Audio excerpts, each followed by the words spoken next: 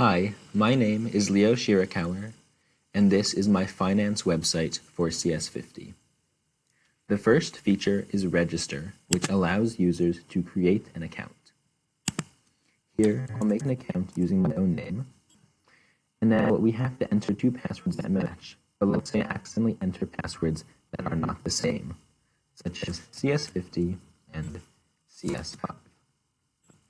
I get an error saying that passwords don't match. Let's try that again. Leo1, and now we'll enter CS50, and again, CS50. Now, on the login page, we can log in using the username Leo1 and CS50 that we just created. The first feature I will show is quote. Quote will tell you the value of a stock that you're interested in. Let's say we want to know how much Apple is worth right now. We put Apple into the box and hit submit. We see that the current value of Apple is $266.37. Let's say we now want to buy some Apple stock. Suppose we want 3 stocks of Apple. Using the buy feature, we input that in and click submit.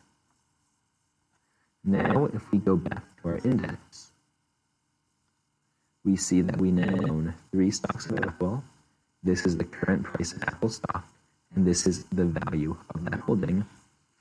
And of course, our total cash has now decreased by this amount. Let's say we want to buy another stock, such as NFLX. And suppose we want 20 shares of that.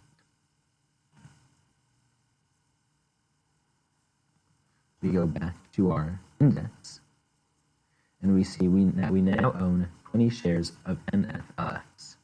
However, let's say, for example, that I now tried to buy 50 shares of Apple, which would cost more than I currently have.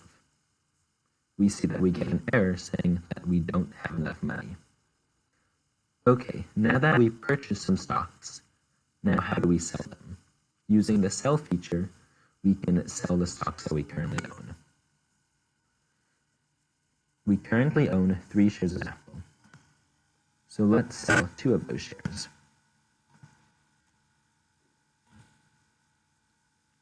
Going back to our index, we see that our cash has increased and we now only own 1 share of Apple. However, let's say I now try to sell another 4 shares of Apple, which I don't own. I get an error saying not enough shares. Now let's look at the history feature. The history feature includes a comprehensive account of all of the stock purchases and sellings that the user has done. Here we see the username, the stock in question, whether they purchased shares or sold them as would be indicated by the negative sign, the current price of the share, and the value of that transaction. And then over here, we see a time that tells you when this transaction occurred. Again, selling is indicated by a negative sign under shares and value. Finally, for my personal touch, I implemented the Add Cash feature, which allows users to reload cash into their accounts.